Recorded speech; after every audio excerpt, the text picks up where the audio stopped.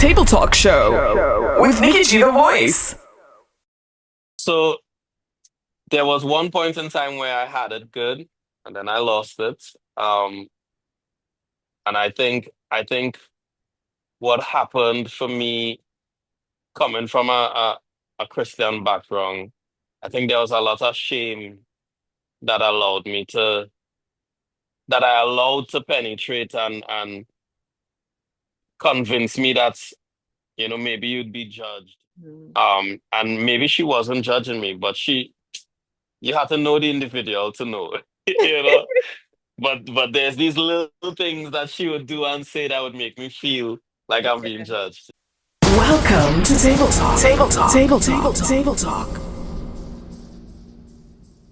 Welcome and thank you for tuning in to Table Talk Show with Nikki G the Voice. I have a very special guest with me today. It's long awaiting to me because I've always wanted Yeah. to interview him. Always wanted to interview him. So I have on my set, which is Darryl. Darryl, how do you pronounce your last name? Jarvis? Jarvis? Gervais. Gervais. Right. Yeah. I have him today with us. He is such to me, like an icon in Trinidad and Tobago, or worldwide because he does so many things. He's a singer, he's a songwriter, he's a producer. He wears so many different hats, and he's also a manager of, Mm-hmm. right? So, Yeah. welcome to the show. Thank you so much for having me. I appreciate you. You're A welcome. pleasure to be here. You're welcome. You're welcome. So today's topic we're gonna jump into love and relationships and so forth because I want everyone to know in the entertainment industry, it might look glamorous and it might look a certain way to everyone, but behind the scenes, you work so hard. And then if you have family, Mm-hmm. you work double hard, right? Or triple hard, depending Yeah, on if you yeah, have, if you have a wife or if you have a girlfriend or anything of the sort, then it becomes more of a challenge because you're not just thinking about yourself as a single person, you have right. other things to consider, right? True. So, Mm-hmm. so we're gonna jump into that, and Let's go. my topic today is a heart to heart about love, relationships, and juggling a career in our industry. Right? Yep. Uh, so, you have a very powerful career in the songwriting and production industry, right? For New Yeah. York, worldwide, and so forth, right? How would you Mm-hmm. describe what you bring to the music world? Um, what I bring to the music world, I mean, first of all, I bring myself to the table, right? I feel like I have an interesting perspective that I'd like to give forth. Mhm. I think I bring clarity, I try to be very clear with my concepts and stuff like that, So I'm honestly just trying to give people the real, in its simplest form, Yeah. I try to not overcomplicate things. Mm. But that's what I think I bring to the table. My unique perspective. Yeah. Maybe it may not be that unique to some people, but it's been working so far. Yeah. I like that. I like it. If for lack of a better word, when someone's Hmm. humble, no matter what degree you've reached or what level you, Yeah, they're humble in a sense where you bring in yourself, your uniqueness. You're not trying to be anyone else, right. you know? Yeah, I mean, and that's all you can do. Because people could tell when you're not being genuine. People could tell. It translates in your music, Yeah. So you have to be as authentically you as possible. Mm. That's good. Um, Yeah. what's one moment in your journey that made you stop and say, yeah, I'm really doing this? Hmm.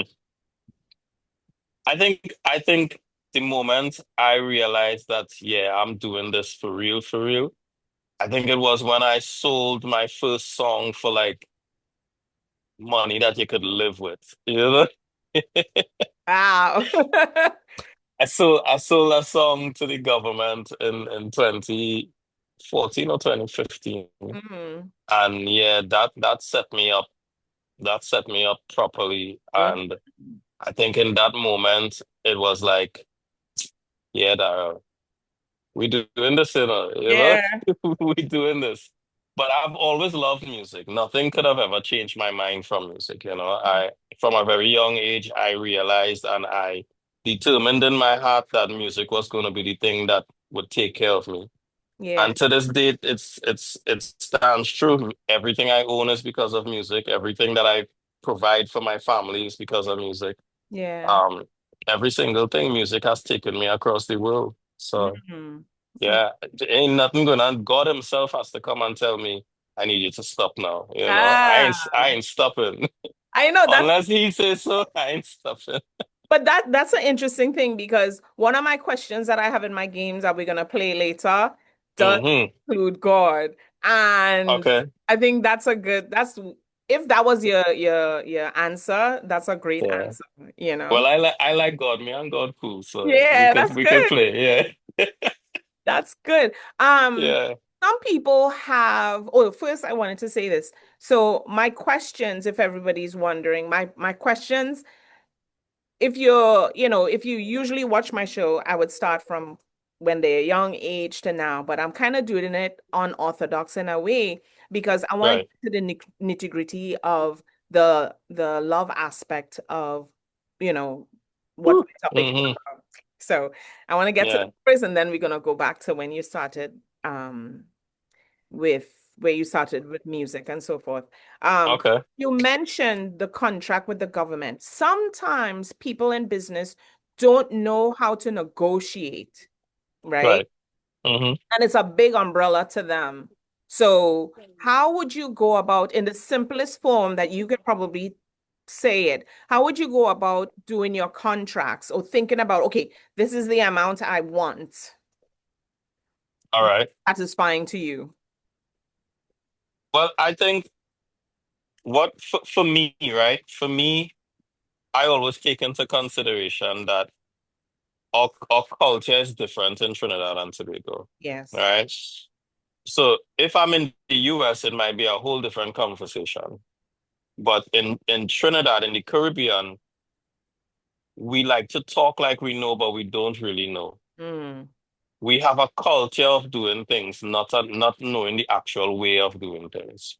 So I take all of those things into consideration because part of it is like I kind of tell myself, you know what? Because they don't truly understand how this type of business goes, they may not see the value in being able to own it full outright, you know? yeah. So I kind of make room for a little bit of ignorance coming from their side of things. Okay. So I gauge my price based on, okay, what's a doable amount for me to be comfortable to walk away with Mm-hmm. and leaving room for their ignorance too. You Mm, know, and not ignorance in a bad way. Sometimes they just don't know, you yeah. Yeah. know. Um, so so for instance, I wouldn't walk into a room and say, well, give me $5 million, you know, for this. Because they might look at me like, but it's just a song, you know. In I Trinidad, mean, talking about, not in Trinidad, international. yeah. Okay. In Trinidad, yeah. Okay. In Trinidad, they may think like that because it's like they trying to justify why should I pay you that for this? Yeah. You know, because even for instance, right? Like as a songwriter, I don't withhold my art from any and anybody. Like if you knock on the door and we could reason as human beings, I'll work with you. Mm-hmm. Whether you're a seasoned artist or whether you're a brand new artist, Mm-hmm. right? I'll work with you. Unless there's blatant disrespect, then I wouldn't work.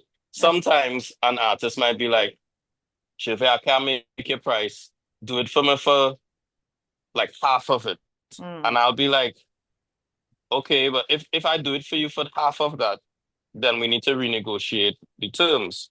yeah. Because and I'm saying that to say you have to understand now, even though you want me to charge you less for it, for my services, my part of the work isn't really stopping. My part of the work isn't getting smaller. You still expect me to give you the best song I could possibly give you. Mhm. You're not asking me to do less work. You're just asking me to cut my value in half. Yeah. You know what I'm saying? Yeah. So Yeah. whether you pay, 3,000 US or 500 US for the song, you're expecting the same thing of me, Same right? quality, Same same, quality. yeah.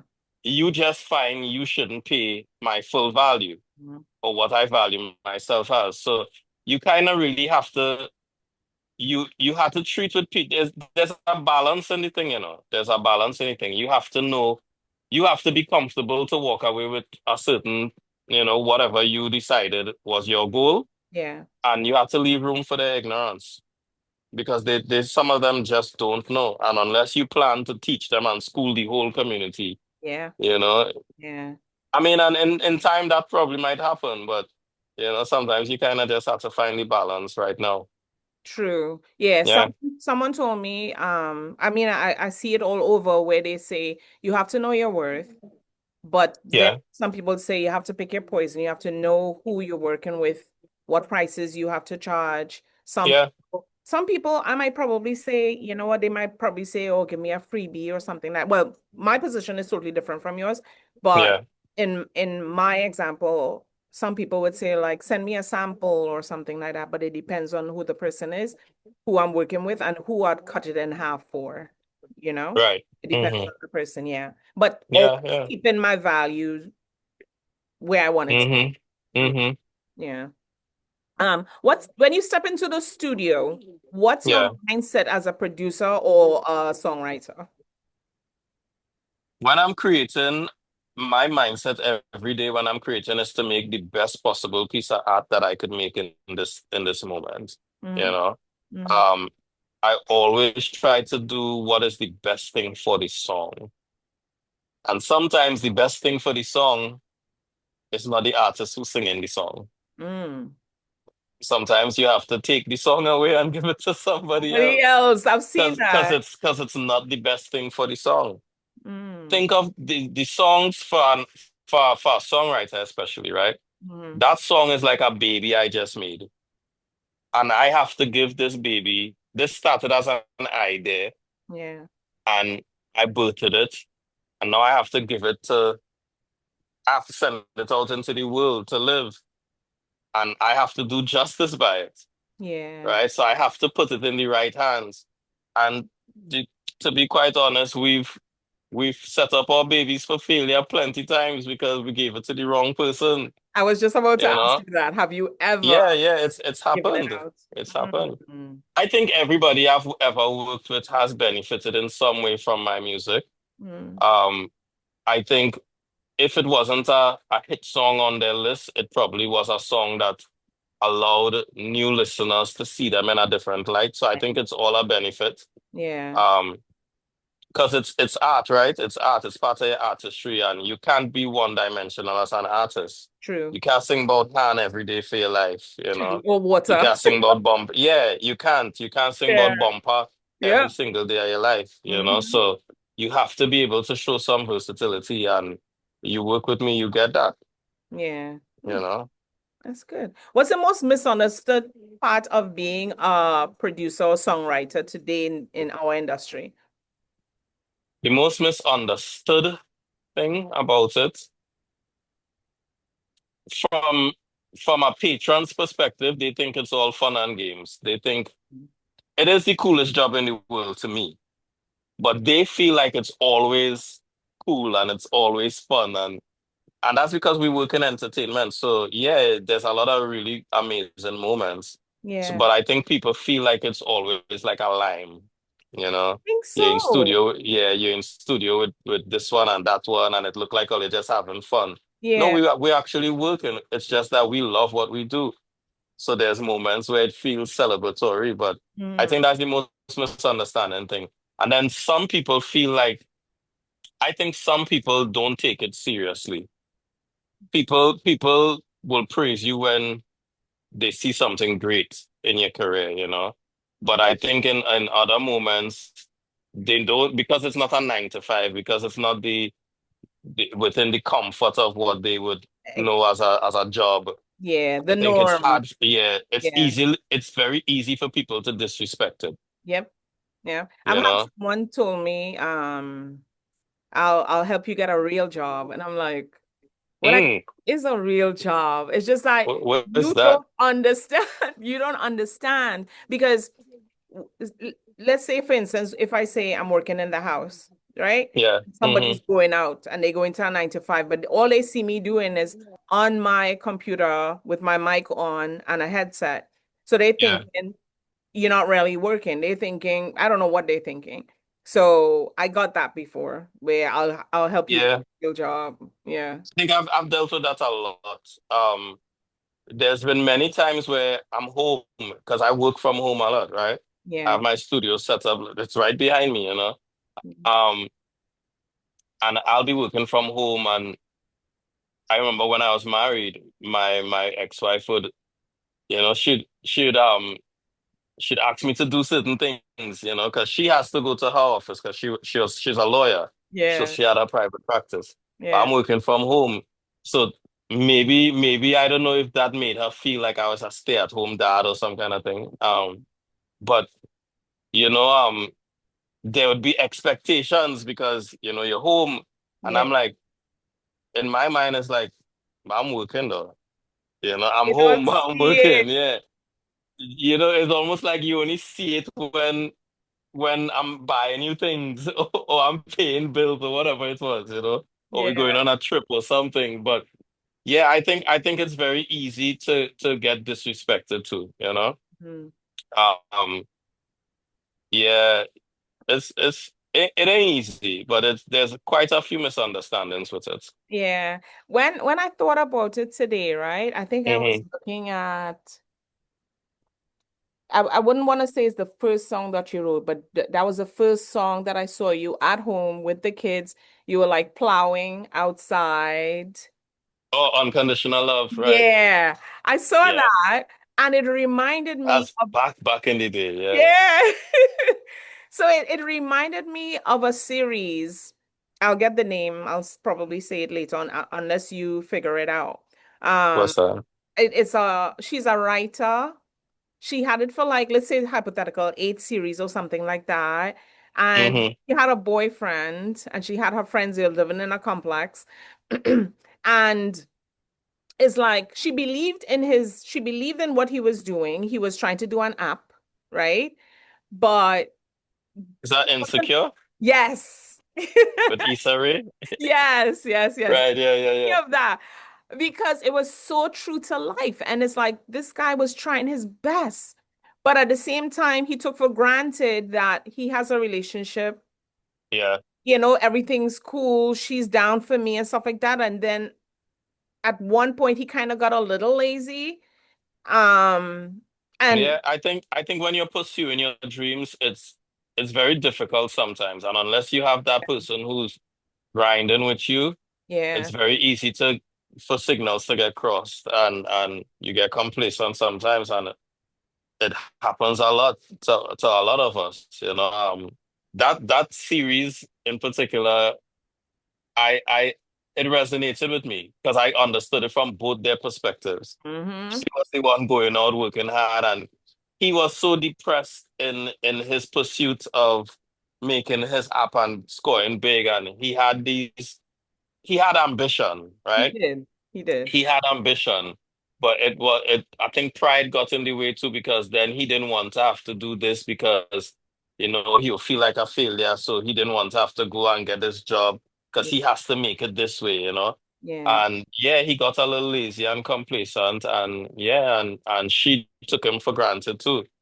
But he stuck with his vision and he made it And he eventually, made you know. it. And then she, What's a good story like that too? uh, This Tyler Perry film, I can't remember the name of it, something with A. Um, this Taraji P. Henson act in it, where uh, she had a husband and he was like this genius, uh-huh. but he created this battery, this energy source, and he Mm. had to sell it to this corporate institution. But she started doubting, and because he used to cheat on her and thing too. Oh, And then she eventually divorced him. yeah. Then his invention hit, and Mm. he became filthy, stinking rich. And she, all of a sudden, the plot twist in the movie turned her into the villain, and Uh-huh. now he's the person that made it. And now she's like envious and she hates, and she went crazy because to her, she let this man slip out of her hands. Ah, I have to look for that because She, I love yeah, all of I her can't movies. remember the name of it, but yeah, I'll look for it it. was an amazing movie. Yeah. And it felt, my life kind of felt like that too, because it's like, you know, you're pursuing this thing and you're great at this thing and you're seeing the benefits of this thing, Yeah. but it's not the easiest thing to stick with when you have all the responsibilities in the world and you really have to find a way to make this thing work. Yeah. It's not for the faint of heart. True. And to make Yeah. people believe in you too and see your vision Mm-hmm. is another thing, Mm-hmm. you know? Um, True. you juggling so many roles, producing, songwriter, manager, executive. How do you stay present in each? Or Wow. does it go basically hand in hand?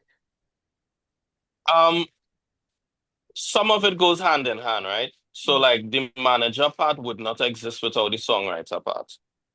Like like it like it's everything that happened after the songwriter part happened. I think it goes hand in hand because like I'm a songwriter, I'm a vocalist, and because of those things that I was able to do in that realm, Mm-hmm. was able to open the door for things that I do as a manager.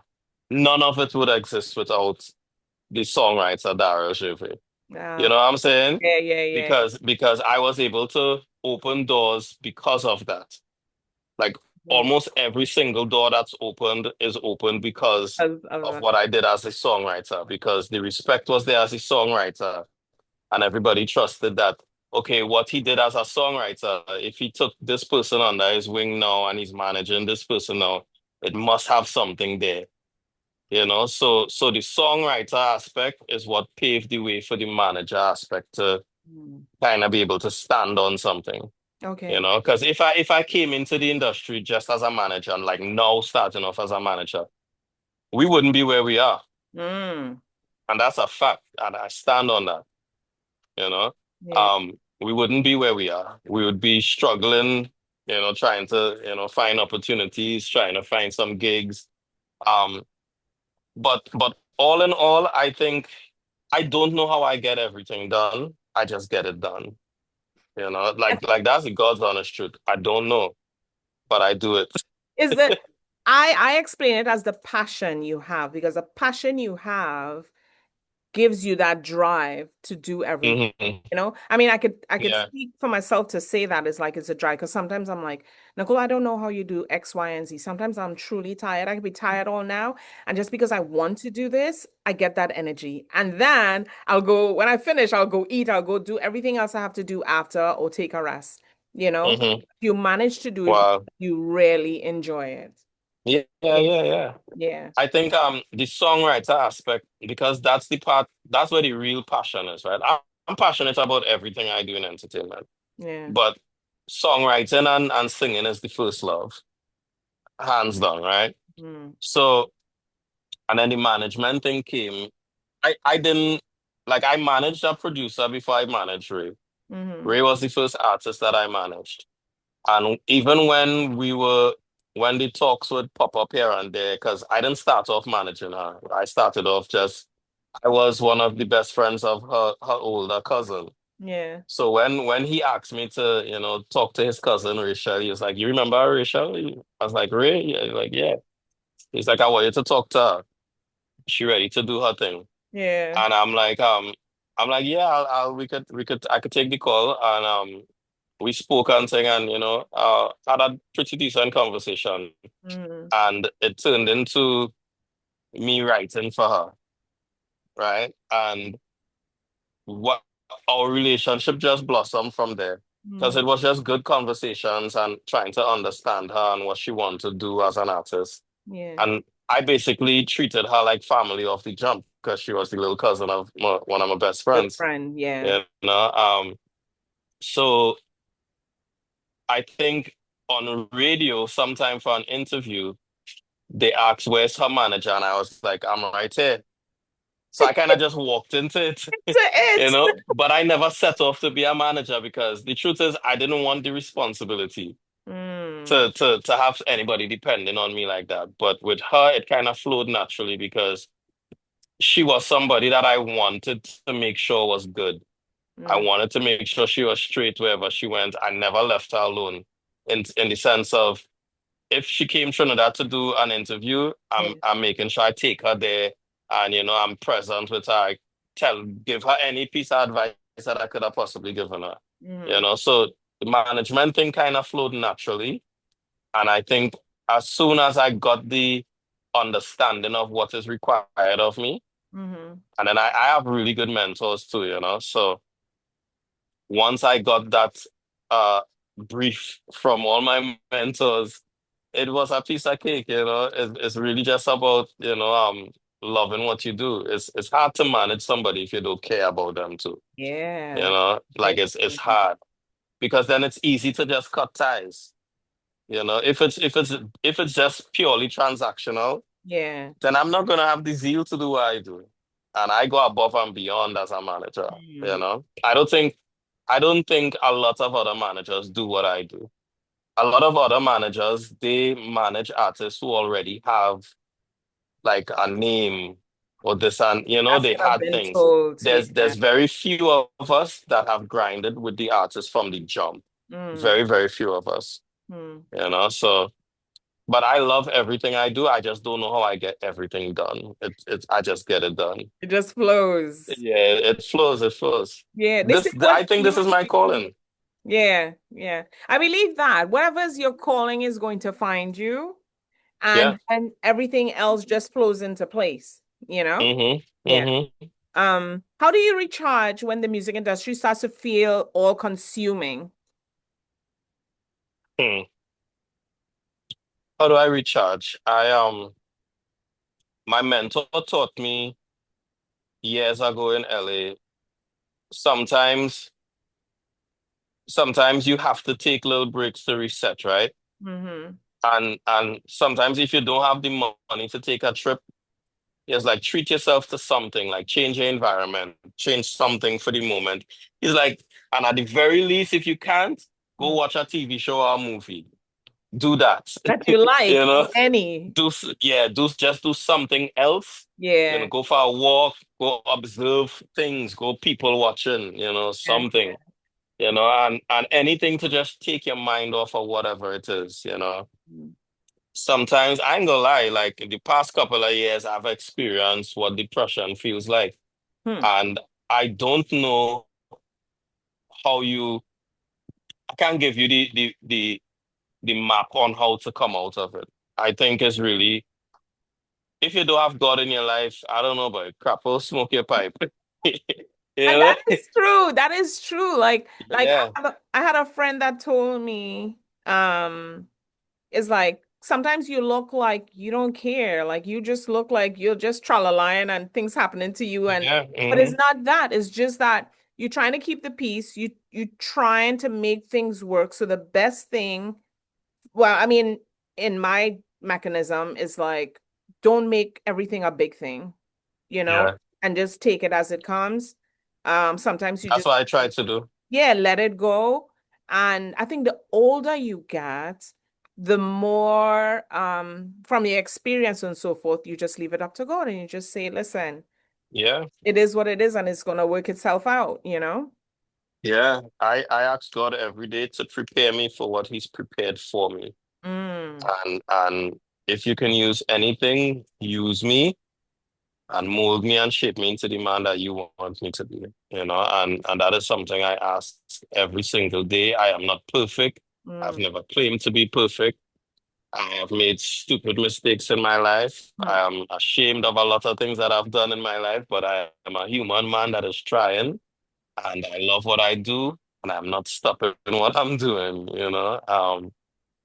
Yeah, but yeah, I think prayer, and I must admit that I think I need to step up a little more in my prayer life. Mhm. But I think prayer works wonders, and I've seen God show up in my life in more ways than I could count. Mm. And I think if not for him, yeah, I think there would be no recharging. and sometimes you need little reminders, and sometimes my kids are reminders for me too, like you have these boys, you want to live to see them grow up to be amazing men and Yeah, change agents in the world. You yeah. wanna, you wanna, you wanna show them the right examples. Mhm. You wanna put your mom on a mansion on a hill.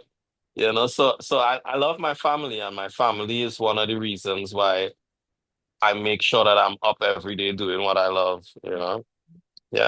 Yeah. As you said, your kids, for some people, it might be a failure that you might probably think, why is this happening? But it helps Hmm. or it reminds you that, life could be easy, but your choices that you make might probably put in this position, or just to remind you that there's things Right. that you need to do, there's a higher power. There's so many different Yeah. things that happen through life that would remind you. Hmm. Hmm. Including family, kids, friends, stuff. Yeah. Yeah. Um, what has balance, what has balancing family life and a music career look like for you over the years? I think there was one point where I had it really good. Mm-hmm.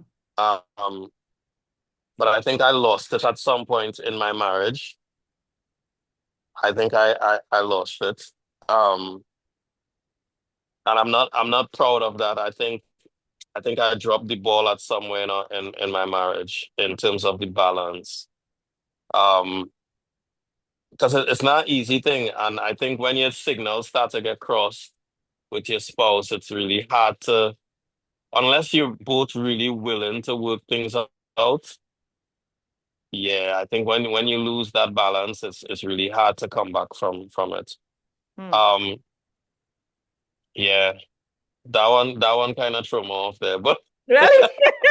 I see that.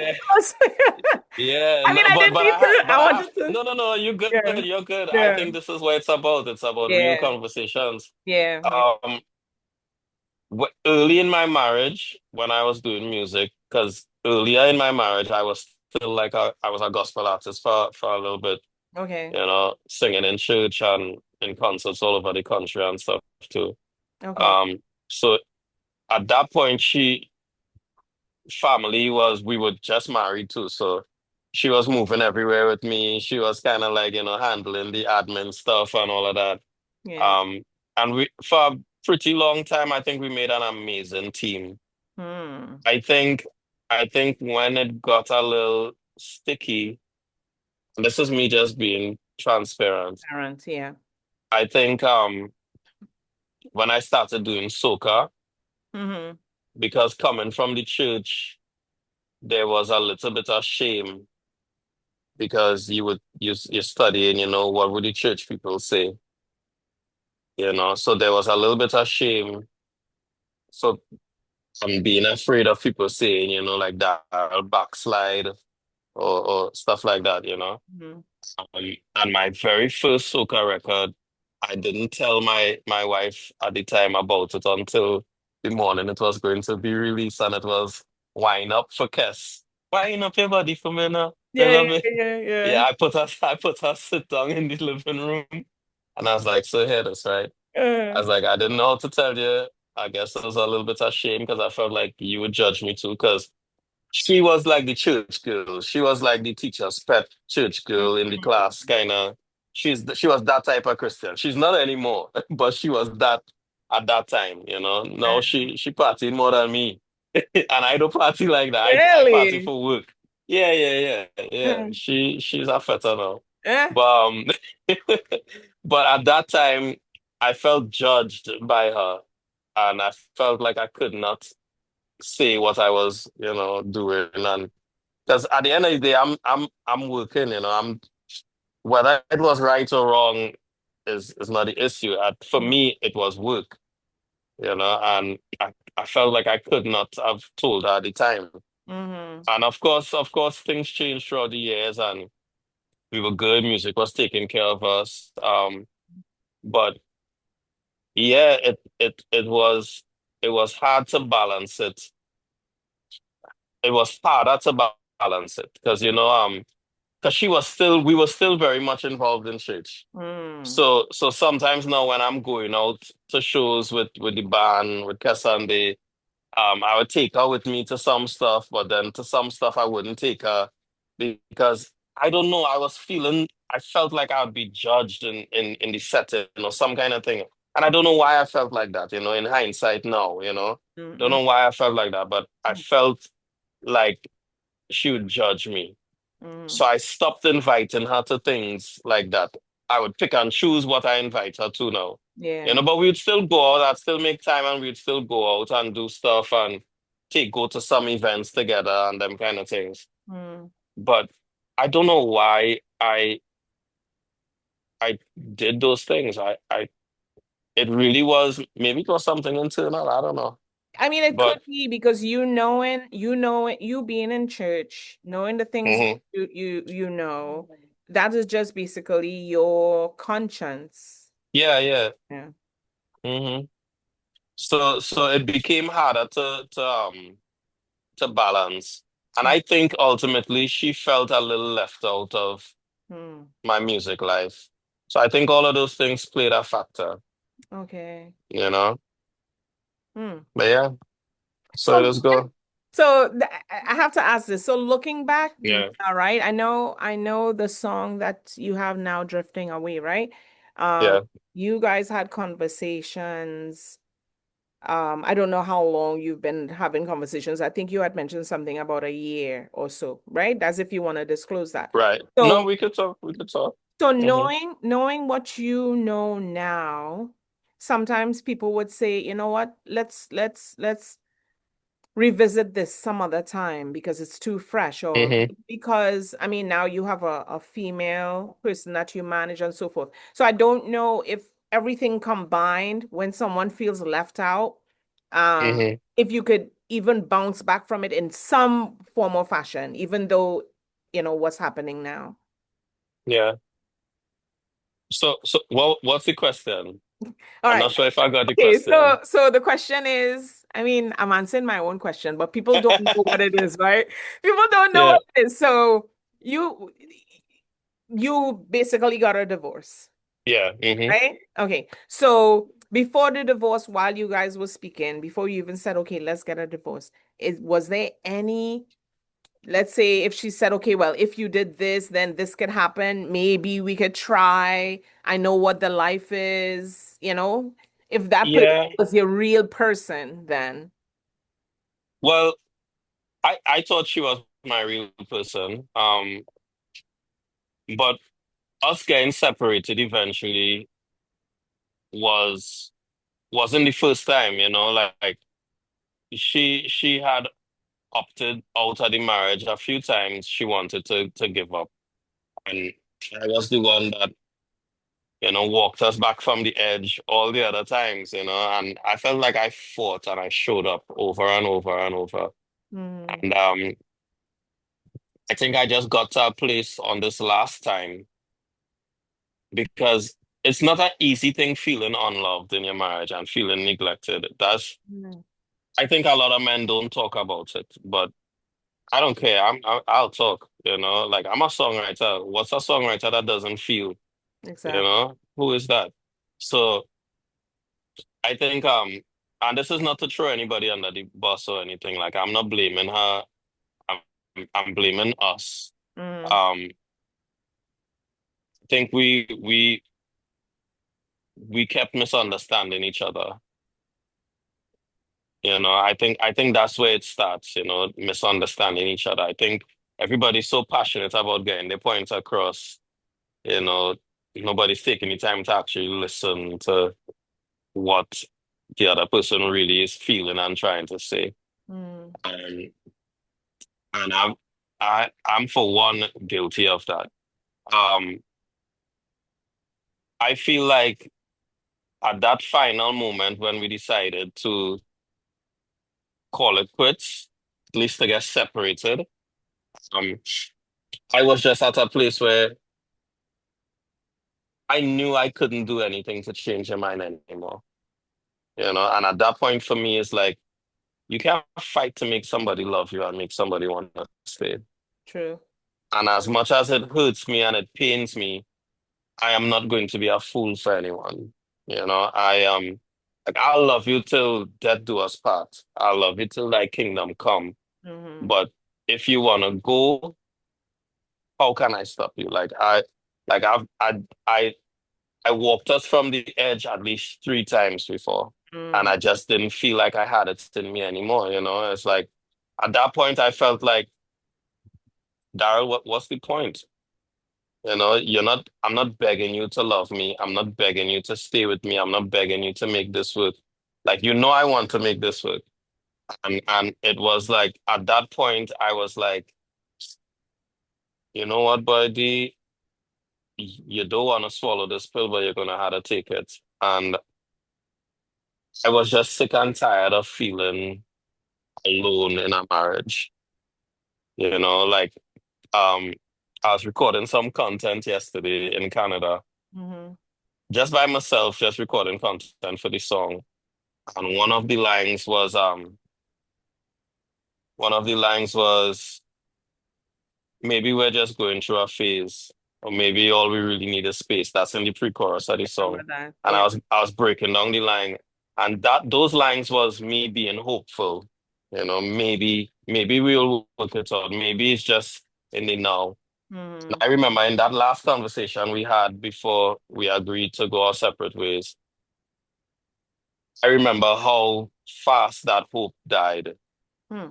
because we were laying on the bed and I was talking to her and I was like, D, what's going on? Like, where, what are we doing? I feel the shift. I was like, I feel like you've been operating like you were single and filling me in afterwards. We're not operating like a husband and wife anymore. Like, you don't have to ask me permission for things, but you're telling me everything after the fact. I'm feeling like I came home, coming in the airport to pick me up. I had to find my way home, and I come home, the house empty, not empty, but you and the kids not home. Or Yeah. they come home hours after I reach home. I'm feeling unwanted. I'm feeling unloved. I'm just I'm feeling like you're just there existing. I'm feeling like effort is gone, Mm. and I'm a person like I give effort. I go all out for effort. Mm. And, they really say you can't expect what you give people to get it back. You Get it back. really can't expect that. But I think I've learned that now, because I expected how I treat you and how I love you is how you're going to love me back. Mm. Of course, and then you had to learn people love languages and stuff like that too, Yeah. right? So Yeah. we learn.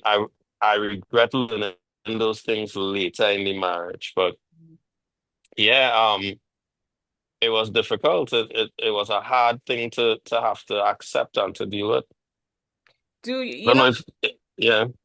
Go ahead. No, I was gonna ask, right? Because you had mentioned that at one point, ladies are, I don't know her, right? But I'm just speaking Yeah.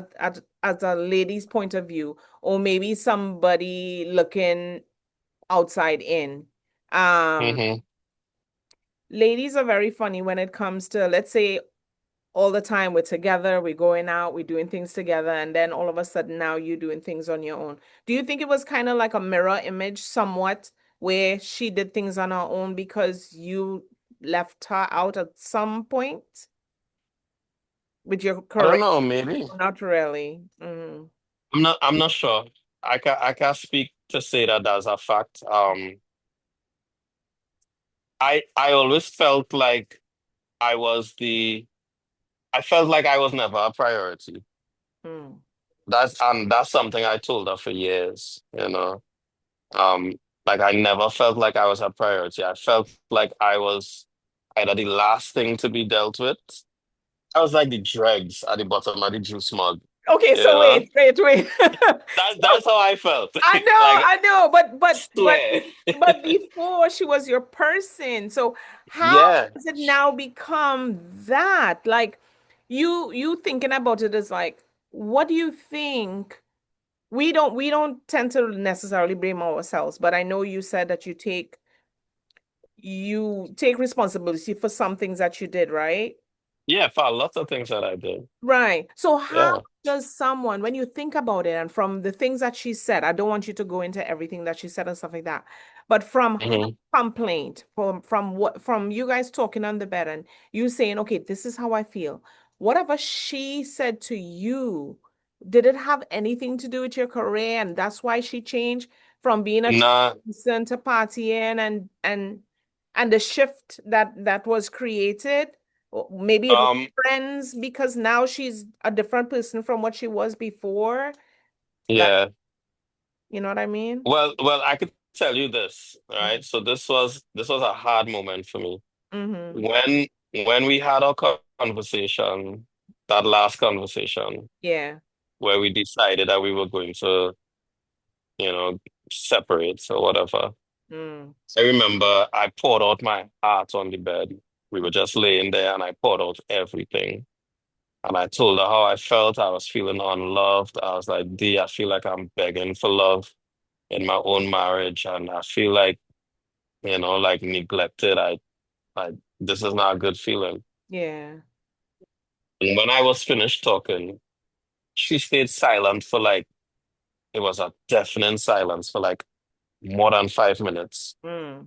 And I'm just laying on the bed and I'm thinking, I pour my heart out like that and you have nothing to say, nothing to say. Um, and eventually I told her about it and I was like, D, you're not saying anything, like say something, and she eventually was like, hate that you felt unloved. You know, I hate that you feel that way. Mm. And I was like, so what are we doing? I was like, if we're fighting, we need to fight properly, or we need to call it. What do we want to do? I was Mm. like, because I want to fight and fight properly, right? And she was like, I want to do the latter. And I was like, nah, don't insult of it. I was like, say it. It's like, what do you want? She's like, I want to do the latter. I was like, don't tell me you want to do the latter. Say it. Like, say the sentence. Yeah. Don't punk outside. And She's she was not like, I saying. Yeah. don't want to say it, And I'm like, nah. I was like, you have to say it. Say the words. Say the words so we know it's real. Yeah. And she eventually said it, and I was like, okay. And I got up off of the bed and I walked out of the room, and yeah, eventually we were normal in the house for a couple of days, and eventually I moved out. Yeah, Wow. yeah, That's but yeah, some of the hardest moments in my life happened in the last 3 years. yeah. Yeah. Wow. That's tough. I've been through things, and from what I learned from relationships or whatever, Hmm. hurt is like everybody have their story. I'm asking for Yeah. something. Maybe that person's not understanding me because they're not hearing that I'm saying I'm hurt because of X, Y, and Z. All they're hearing Yeah. that you want out or you want this, you want that. They're not hearing what the Hmm. cause of the matter is. So it's Yeah. to reconcile when the person's not trying to understand this is how you feel, in order Yeah. to make things change. Yeah. All right. We're gonna take a quick break. Hmm. Got really intense with the relationship questions and Yeah. so forth. So just to give him a breather, we're gonna take a quick break. We play some of his songs. I'm sure you guys know some of the songs that Gervais wrote. So let's get into that, and we'll be right back.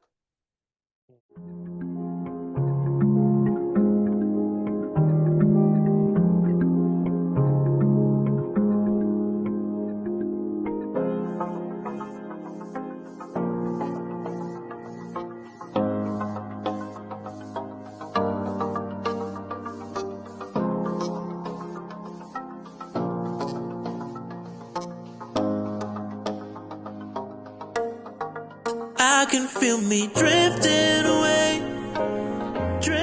away from you. Back to our regular scheduled program. Table Talk. Mhm. Thank you for tuning in to Table Talk Show with Nikki G, the voice. I'm here with Darryl. I'll just say Darryl because I don't want to mess up your last name. All good. I'm here with Darryl, producer, songwriter, manager, and he has so many different accolades. Like he does so much in the industry. So he's dropping gems here. I hope you guys stay locked until the end because there's so much to learn about relationships, about entertainment industry, what goes on behind the scenes. Some people look at it, Hmm. it's all so glamorous and flashy, and all we do is party. But it's not that Yeah. people living their lives in entertainment. You could be a songwriter, producer, voiceover artist, so many different Yeah. entertainers. So I hope this show could help you just dig deep into your story. Maybe this might help you in some form or fashion, right? Hmm. Carol, could you give them your handles so they will know ahead of time if somebody needs to reach out to you? Sure, definitely. Mhm. At Gervais Music. So it's at Gervais Music. Right. Beautiful. Yeah. Okay, so back to the questions. That's all. What has balancing family life and a music career looked like for you over the years? All right. So there was one point in time where I had it good, and then I lost it. And I think what happened for me coming from a Christian background, I think there was a lot of shame that allowed me to that I allowed to penetrate and convince me that, maybe you'd be judged. So I kind of stopped taking my wife to certain events that I had to be at for work. Yeah. Just because of the setting and stuff like that, I felt judged. Mm. And maybe she wasn't judging me, but you have to know the individual to know, you know. But there's these little things that she would do and say that would make me feel like I'm being judged. And maybe she wasn't, but I mean that's gone now. But Yeah. balancing now, I think now as a divorced man, but a father nonetheless, I I try to make a lot of time for my kids. It's really just me and them now. Mm. And so like for instance, last week we were in Antigua, um, and my flight home was on Wednesday, the 30th. Mm. And my son's birthday was on the 30th, and I hadn't been around him for his birthday since 2020. The Ooh. last time I was around him for his birthday was in COVID. Oh, wow. Every year after that has been, because remember, we'd be touring, I'd be touring Yeah. with Ray. Yeah. So Yeah. every year now, I'm up there in the summer, and it's just so costly to come home and that kind of thing. So I would just opt to stay up there, send home stuff for him for his birthday and whatnot. But now that you're divorced, now you kind of have to be very, intentional about being present. Yeah. Um, so in Antigua, I left Antigua about 2 o'clock, landed in Trinidad just after 6 because I had a connection. Mm. Um, and went straight from the airport straight to see him, hang out with him a little bit for his birthday, then back to the airport for 1:30 in the morning to head to Canada. Wow. And nothing in the world could have stopped me from making sure I saw my son on his birthday because I didn't for years. And now that we're divorced, I wasn't playing that. Mm. So balance looks completely different now.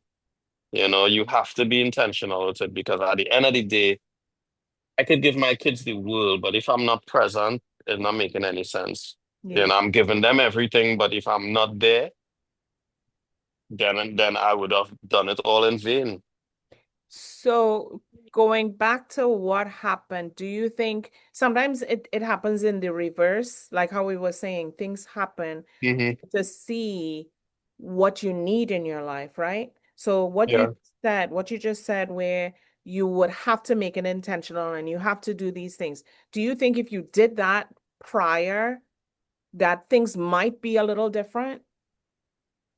Well, prior to everything happening, I felt like, remember, I'm coming from the perspective of I'm thinking I'm in a partnership, Yeah, you yeah, know, I'm in a partnership and my ride or die is rocking with me. yeah, I'm not thinking my ride or die is sitting there taking notes and writing down all my wrongs on a scorecard, yeah, And yeah. I learned that that's what it was. The Hmm. day I got my divorce papers, let me tell you something, this was the most hurtful thing that I've ever seen. And when I showed it to a lawyer who's been practicing law for over 30 something years said she's never seen anything like that in her life, right? When I got served my divorce papers, I was standing at the gate in Piaco, about to head to, where was I heading? To New York or New Jersey to Hmm. catch my flight to go to Puerto Rico for Uber Soca cruise, right? And I got served via email digitally while standing at the gate. And I didn't read it. I didn't read it at the time because I felt like I couldn't read it. I cried like a baby on the whole flight though. Oh my But God. but I know I'm going to work, so I had to stay in a certain mind frame. So I Frame. refused to read the documents until I came back off of the boat, off of Uber. And when I sat down in my Airbnb in Queens and I read those documents, there was one of the documents where basically she asked for an expedited divorce, right? And she lied and said it was because she was fearful for her life. Mind you, I've never hit this woman in my life. I never cussed she, never called she a name. You cannot say that you've ever been hit by me, Yeah. right? But she's a lawyer and a politician. So she kind of, there's Uh, little technicalities she kind of stretching to make it seem a certain way, to make it. right? Yeah. And one of the documents, she listed out all the things that I've ever done that offended her. Hmm. I ain't never seen nothing like that in my life, Nikki. And it made me think for a moment, who the hell was I married to? That's what I was just thinking. It's like, okay, so now that you saw what she listed, right? And you're thinking, okay, Yeah, who is it this was person? every little thing, like every little thing. It was almost like two sheets of paper, like with almost 30 something points. And she never told you that before. She never told you these things L- that she listed before. Maybe some of them she did. I can't remember all of them things, but Okay. it's like normal things. I mean, we'd argue a lot, because we're both very strong-minded people. Yeah, yeah. But when I showed that to the lawyer, when I sat down with a lawyer, the lawyer was like, "This woman, she never loved you. She hated you or something." Because I have never seen this in my life in practicing law. Hmm. She was like, and you know what it reminded me of? There's something in the Bible, is it Corinthians, right? Which speaks about love is patient, love is kind, love is this, right? Hmm. Um, and it says, love keeps no record of wrongs. And right there and then, when I read that paper, Hmm. that scripture came back to mind because you kept every record of wrong, Hmm. right? And it was extremely petty to me, extremely childish. And I couldn't believe it. And it broke my heart. I ain't gonna lie, like that broke me.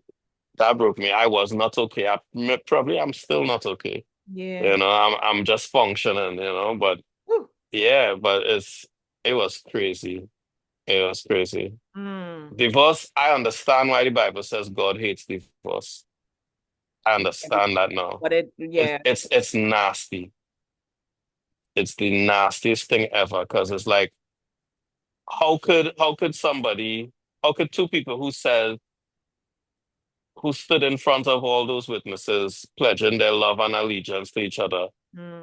how could they get to this space now? Like, but people change, love fades, Over time. over time.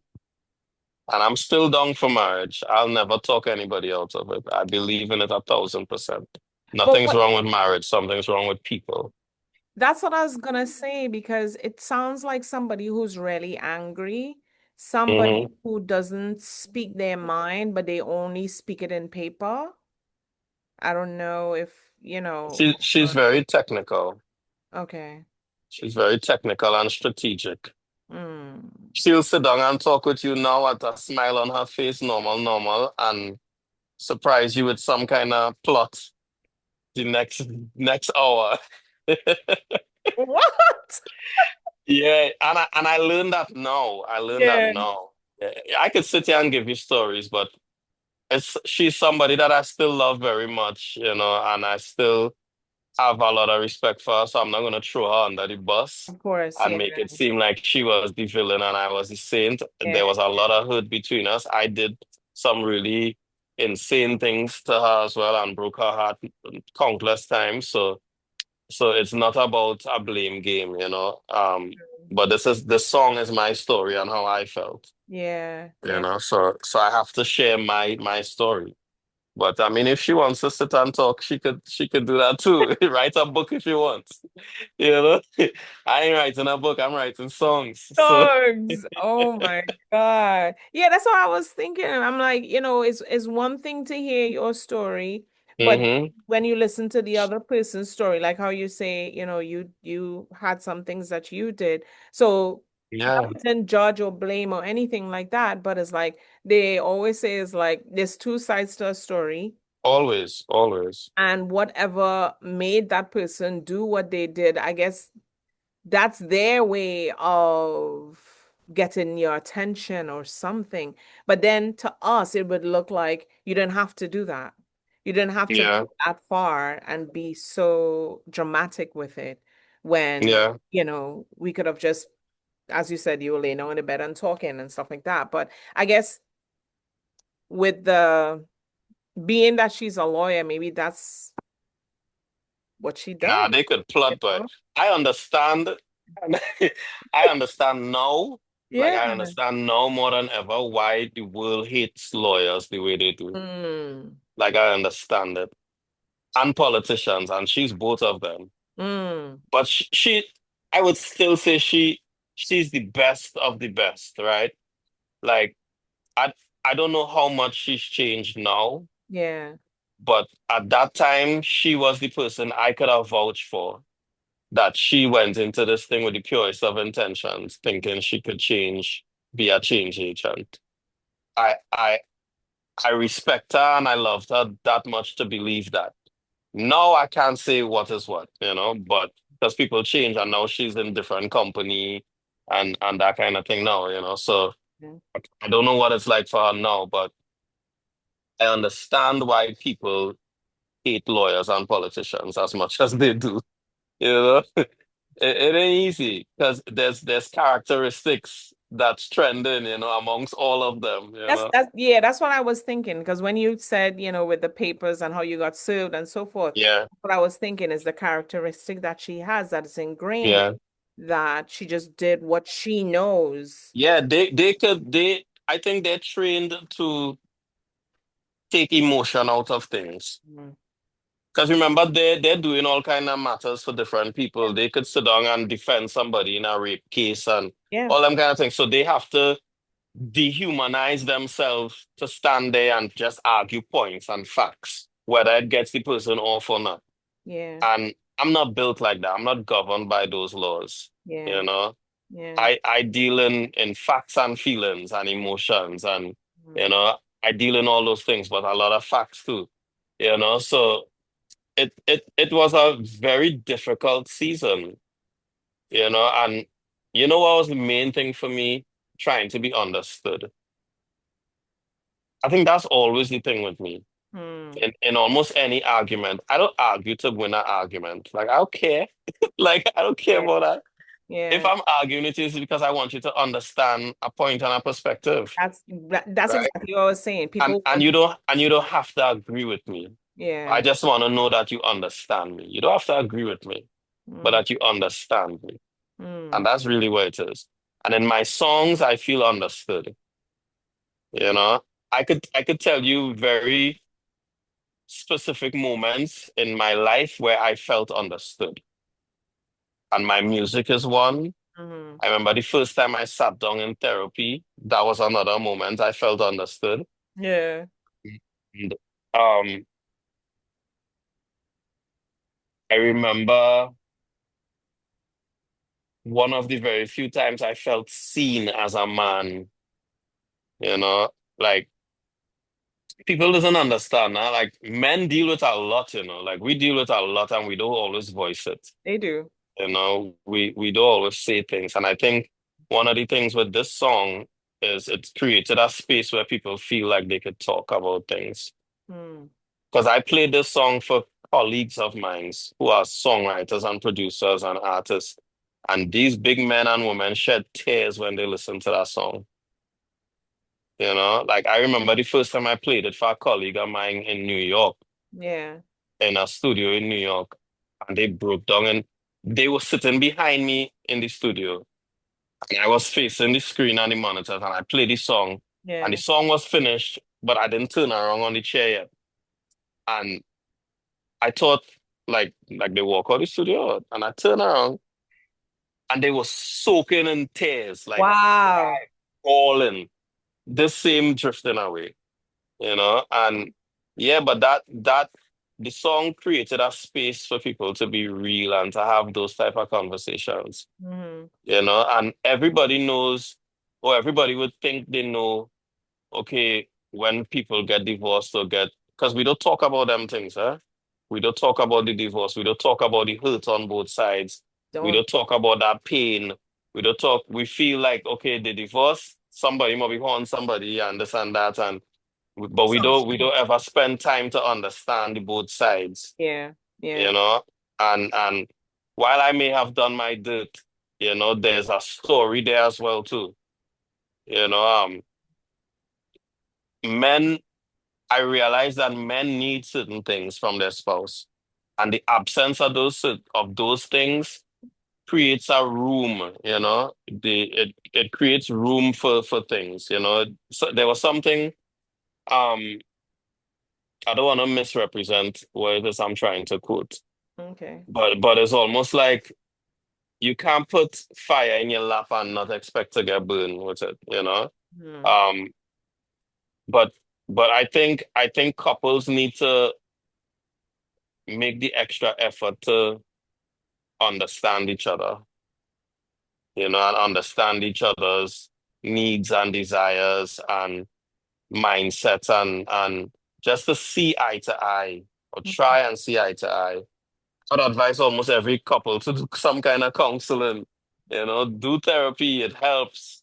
I'm telling you, that was the first time I felt heard. Hmm. When you did the therapy together. Yeah, first time I felt heard and understood in some Mhm. semblance. It was the first time. Well, when you say you felt understood by her or by what the therapist was trying to explain. The therapist, not by her. I still don't feel understood by her. So If the I felt therapist was understood by her, clarifying what you're yeah, saying. Okay. yeah, and in that moment, I didn't feel like a crazy person. And I'm like, I thank God, like I couldn't, like it couldn't just be me. But did she get it though? Did she kind of get it when the therapist explained? I don't know. She will say so, Okay. but but I don't know. I think we get it in moments and we just get complacent as humans. Mm, It's habit. yeah, You know. true. But I give her the benefits of the doubt.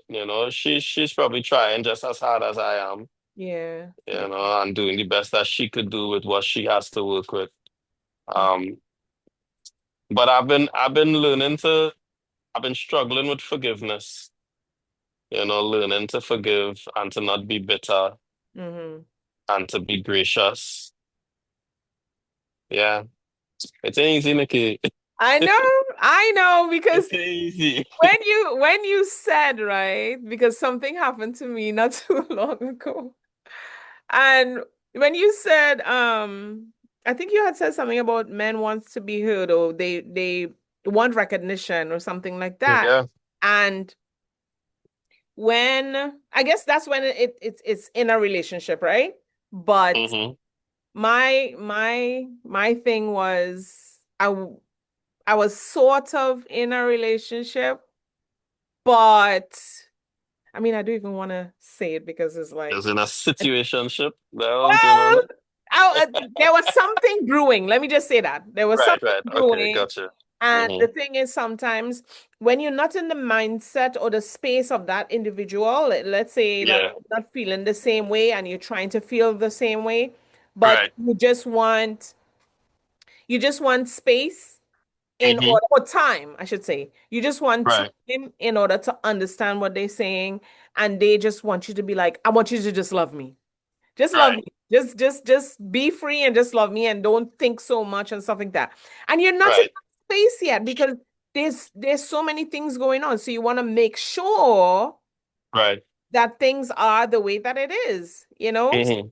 That Right. when you said that, it made me smile. I didn't mean to smile because of hurt if you saw me smile, but it made me Mm-hmm. smile because I know men need certain things in a relationship, you know? Yeah, boy. You And just we're so easy to be blamed. We're like the usual suspects. huh. You know, it's so easy to blame us.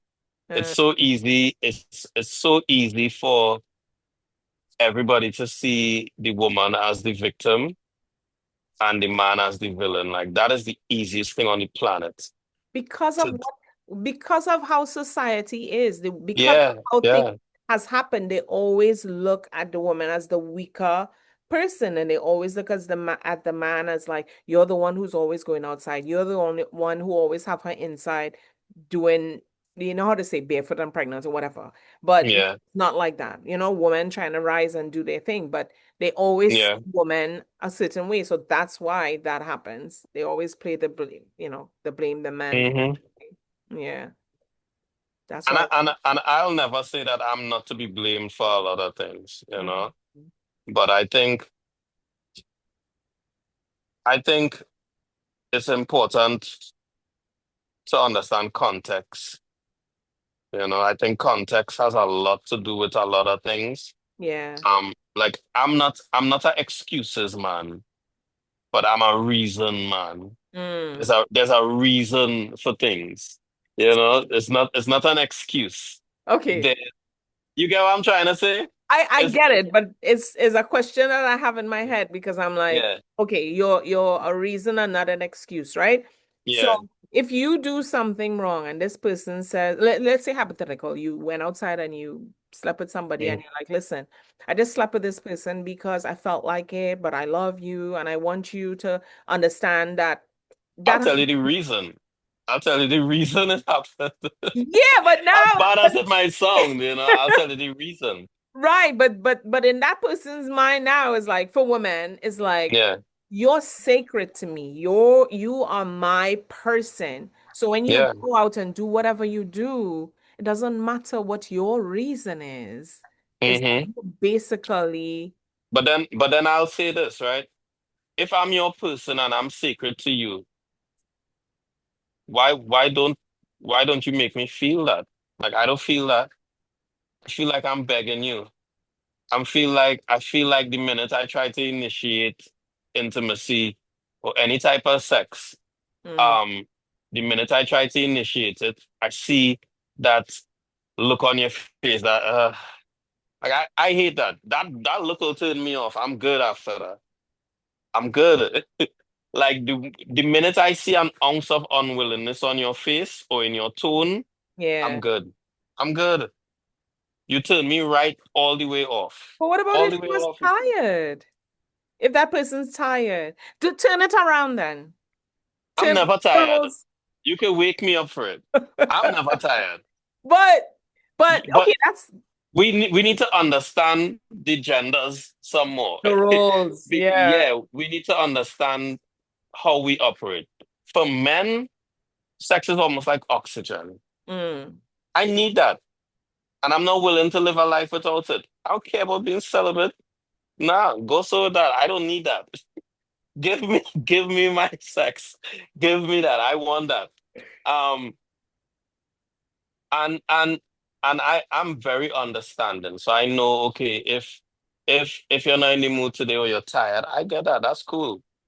but the week pass, the next week pass, we not sex in 2 weeks, 3 weeks. What is that? But So okay, what do you think I'm doing? so let's be real, right? Yeah. The person is doing that because not because you did something on the outside or you cheated or anything. They're just doing that because they just don't feel like it. Yeah, that's just that was before anything went haywire in the marriage. You Okay. know, it was that. I'm big on willingness. I'm big on effort. You know, I am big on if you're doing something, do it properly. Yeah. You Yeah. know, don't half step. You Yeah. know, I pay attention to effort because Mm. I'd look at it like, am I not worth the effort? Yeah. Am I not worth the effort? You know, like if I buy you or you buy, we take our time and we buy all this sexy lingerie and all them kind of things, right? Yeah. If you're wearing it, wear it. Like don't wear the top piece and then wear a bingo bag on the bottom. Like, what is that? Why you half True. stepping? You True. know, why you True. half stepping? If you're doing the thing, do the thing properly. Yeah. You know? So I'm that type of person. I'm like I pay attention to effort because Mm. I want to feel like the kind of effort I'm giving you, I expect you to, you know. The I'm same. not transactional like that, you know, but when it comes to effort, I'm a little funny with that. I don't give to get, Yeah. but I observe how you treat me. I observe where I am as a priority in your life, Mm-hmm. you know. Um, I remember this one time, I can't remember where I was. I wasn't in the country, Mm-hmm. and I got all these notifications on my phone. And you could tell me if I'm wrong, right? I got all these notifications on my phone, and it was from my ex-wife at the time, and they were test driving cars. And The same I one was, that you yeah, you the okay. same ex-wife, right? Okay. They were Right. test driving cars, and she was with the kids. Yeah. And I remember saying to her, "How come you didn't tell me about this from before?" And Mm. she was like, "What you mean?" She was like, "You're making me regret telling you anything." I was like, "No, I'm a man of principle, right?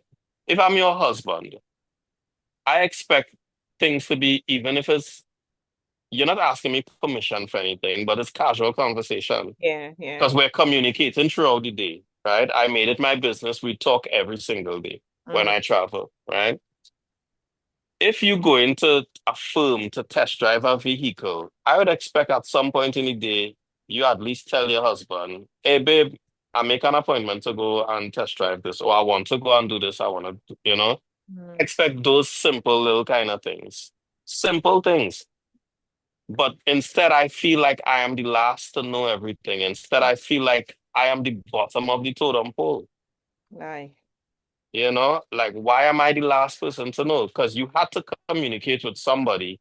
I'm sure So, somebody else in your life knows that you were going to the firm to test drive a vehicle. I'm sure you didn't just walk in the firm and test drive. yeah. So you You got know? messages after to say that she's there. Yeah, Rather yeah. And then when I brought it up, not in a argumentative, vex, tanto type of way. I asked the questions. I was like, "How come you didn't tell me about this?" I was like, "That makes me feel a type of way." Yeah. You know, and then of course she'd get defensive and he make me feel like I shouldn't tell you nothing. I was like, no, but that's the opposite. I want you to do things differently, like I want to feel involved. Yeah. I want to feel like, like we're friends and you're having a conversation. And it never used to be like that. But all those were signs of things that I was noticing, that those were my That observations is that we were drifting. yeah. Those were parts of my observations. Yeah. I mean, that's your feeling. That it is nothing wrong Yeah, with that. People want to feel, left, um, yeah, that the communication included. is Yeah. included. Yeah. That's what I was trying to say. Um, there's something I was gonna ask you, and it just left my mind. I'm But sorry. no, that's okay. That's okay. But nothing wrong with that. Communication is key when it comes to a relationship. Hmm. Um, all right, so back to my Yeah. questions. Yeah, it's a major thing. Communication is definitely Hmm. the key in any relationship. But because of your experience, right? I'm sure I have it in my Yeah. questions here, but I wanted to ask you now.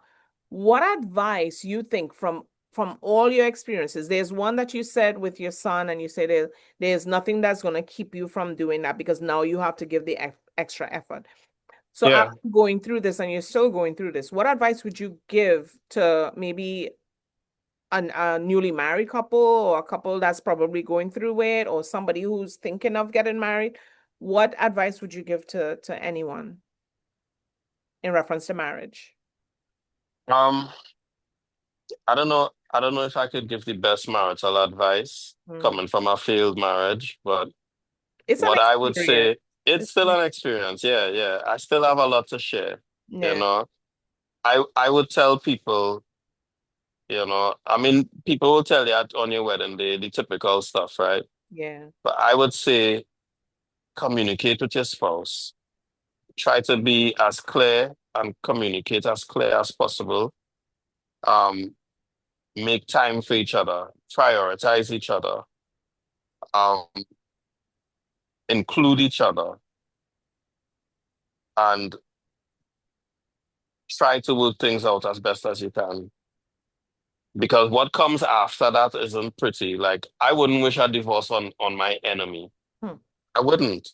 And I realize like a lot of my friends and close colleagues are going through the same thing right now, and some of them going through it worse than me, Hmm. you know. Um, but yeah, but I I would I would advise you, if you're serious about the person, fight to work it out. You know, I think one of the hardest things I ever had to do was give up on the marriage, and this was years after attempts to separate and attempts to go through a divorce. You know what she initiated. Hmm. You know, I just felt like, oh gosh, you opt for this at least three times before. Like I'm good now. Like I don't have the fight in me anymore. Like I can't fight you to love me. Yeah. It's one thing to fight for to protect you and to fight for this, but I can't fight for you to love me and to want to make something work. So at that point, I had to accept it. But my advice would be, if you really believe that this is God ordained, then fight for it. Do whatever you have to do to work it out. You know, and I think that nothing is too far for God to deal with it. You know, I think we serve a miracle working God, and if he could do, if he could part the sea and rain fire down from the heavens, trust me, he could fix your marriage. Yeah. He could fix your marriage, Yeah. but you have to be willing to put in the work too. You know, so Hmm. you have to try and meet your spouse on a level playing field. You can't fix a marriage from a superior position, Hmm. where you think you're always right. And I what's a main thing for me? Somebody who doesn't apologize. Hmm. Like I could tell you how many times I've heard I'm sorry from my ex-wife. And that would blow my mind. Like I very rarely ever heard I'm sorry, Darryl. Oh. You're Like saying that you really heard it. yeah, I rarely ever heard it, you know. And maybe she thinks she was always right, but I don't know. But that rips my skull every single day. Somebody who doesn't, yeah, it's Yeah, like interesting when somebody doesn't say sorry at all, but the expectation is you're yeah, the one yeah. who has to say sorry. Yeah. Yeah, I think the expectation is always that the man would be the one that would put his tail between his leg, and then he has to calm down and humble himself. And even though you're dead wrong, it's like this saying, the the the woman is always right. Mm-hmm. Yes there, yes there, yes there. And I think that is so toxic. Yeah, it's not, I mean, somebody has to be, it's It's always like a give and yeah, yeah, yeah. It's not always yeah. just the man alone. Mm-hmm. Yeah. All right, people, we're gonna take a quick break. Yeah. We have so much more questions to ask Darryl. Yeah, we are drifting away. Yeah. We have a lot of questions to ask. So we're gonna take a quick break, listen to some music, and we'll be right back.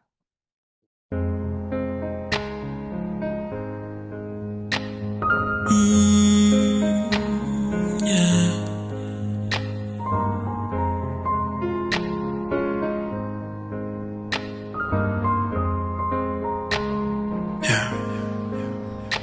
She said, don't leave.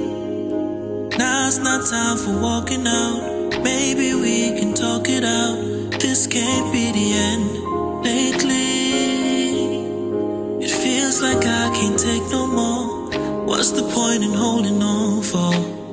And I know it's a lot, I know we got problems, yeah. But I can't help but think where we'd be without them.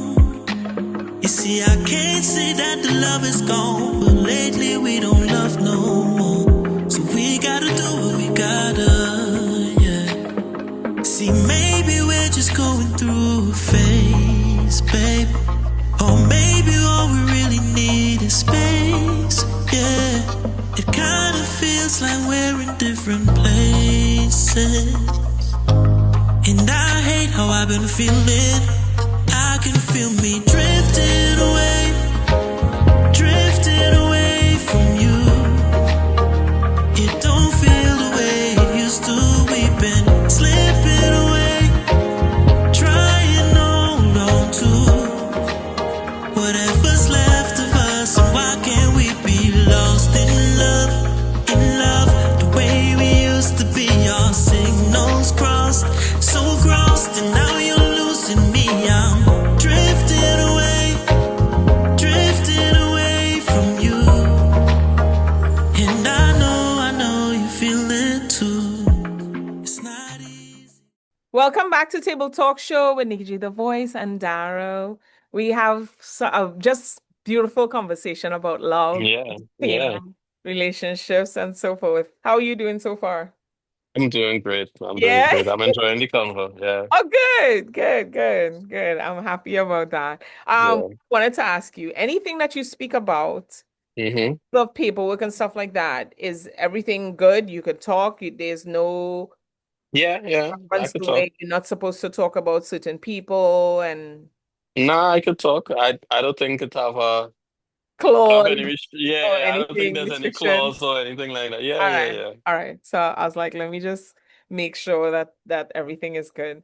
All right. So Yeah. back into our conversation. I hope you guys enjoyed his music. We're gonna get into that so you would know about him more personally, like, when he started music, what gave him that zeal to stay into music and why he loves music so much as a writer. All right. Yeah. So, Mm-hmm. do you find that personal experience like fatherhood or relationships shape your sound or lyrics? Yeah, definitely. I think life shapes you, right, as a creative. Yeah. Um, but something happened when I had my first child. I felt there was a shift in that I felt. In that moment, you felt, for me in particular, I felt like you're not doing this for yourself anymore now. Now you have this person, Yeah. or these people to take care of. That's how I felt with marriage. That's how I felt with my sons. Yeah. Um, yeah, and there's a drive that is awakening you now, you Mm-hmm. know. So you want to be a little more intentional when you get in studio and you're actually creating. You want to make sure that you leave with something of substance, of value that could generate something for your people, for your the people that you have to take care of. Yeah. So yeah, I think having Your legacy. children, yeah, you start to think differently. You Yeah. start to make different moves because I don't see as far as my nose. I try to see way down the road, and I try to have a bird's eye view in every circumstance that I'm in, every situation that I'm in. And Mm-hmm. it's because I know I have people to take care of. I'm playing the long game. So yeah, it's definitely impacted my craft. Oh, that's nice. What sacrifice have you had to make for your career, and how have those shaped your story? Yeah, I mean, my life to date is a testament to the sacrifices that I've made. Even like I would say, even my marriage feeling, it was parts of the sacrifices that I made. Not willingly, but Mm-hmm. again, you made the sacrifices thinking you had on your side somebody who was there with you through sickness and in health, in rich or in poor, till that do your part. So I could see how you can miss some things and sometimes take people for granted because you think they'd always be there, right? Yeah, yeah. But I think I sacrificed a lot of my family time for my career, you know, especially being on the road, traveling and touring as a manager. I think it's all affected my family life. Hmm. There's a lot of things that I wasn't there for. Even as a songwriter, when I would go spend months abroad, on and do writing camps, that's time away from my family that I'm Mhm. missing. And I do it because I believe in what I'm doing, and in my mind and in my heart, I think that I'm doing it for the greater good, for the long run down the road where it will benefit my family. But um, I'm seeing it like that, but somebody else looking at it may not. Yeah. And in the case of my family, my kids looking at me as a superhero, they thinking daddy doing all these cool things and daddy's making sure we're good.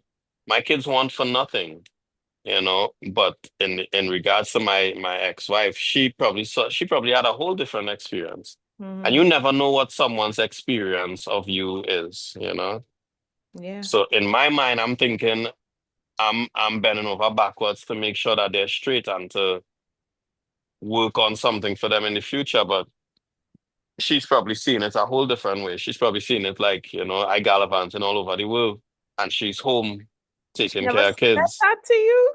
Has she said that out of her own mouth to say, I feel Um, lonely, I not wish in you those were words. home? Okay. Okay.